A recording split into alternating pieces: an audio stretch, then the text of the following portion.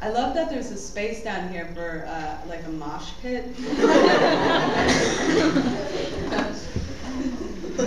Stage diving, I've never done that. That would be really sad since there's no one there to catch you.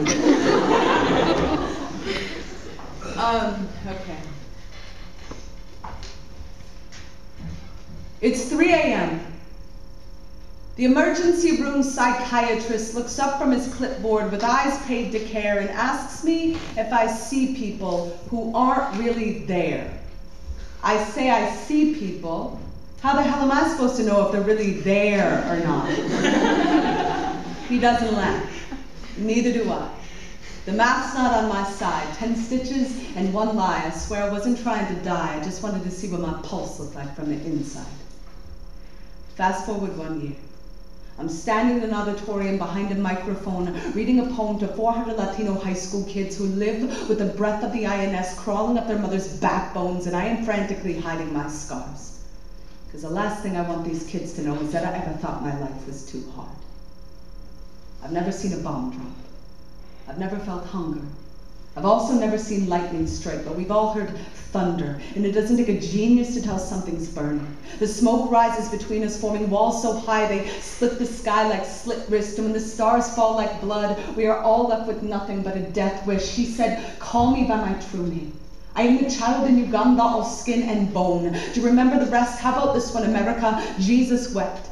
Jesus wept, but look at your eyes. Dry as the desert sand, dusting the edges of your soldiers' wedding bands. Look at your soul playing dead, because your ribcage is Abu Ghraib, is San Quentin, is Guantanamo Bay, and your heart has beaten them so many times they bleed the moon. Do you know children in Palestine fly kites to prove they're still free?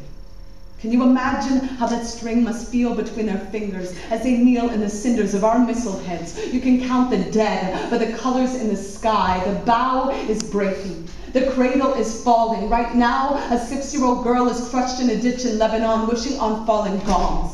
Right now, our government is recording the test scores of Black and Latino 4th graders to see how many prison beds will be needed in the year 2018. Right now, there's a man on the street outside my door with outstretched hands full of heartbeats no one can hear. He has cheeks like torn sheet music, every tear a broken crescendo falling on deaf ears. At his side, there was a girl with eyes like an anthem no one stands up for. Doctor, our insanity is not that we see people who aren't there. It's that we ignore the ones who are, till we find ourselves scarred and ashamed, walking to emergency rooms at 3 a.m., flooded with a pain we cannot name or explain, bleeding from the outside in. Our skin is not impervious. Cultures built on greed and destruction do not pick and choose who they kill. Do we really believe our need for Prozac has nothing to do with Baghdad, with Kabul, with New Orleans, with the thousands of U.S. school kids bleeding budget cuts that will never heal, to fuel war tanks? Thank God for denial. Thank God we can afford the makeup to pile upon the face of it all. Look at the pretty world. Look at all the smiling people, and the sky with a missile between her teeth, and a steeple through her heart, and not a single star left to hold her, and the voices of 1,000 broken nations saying, wake me,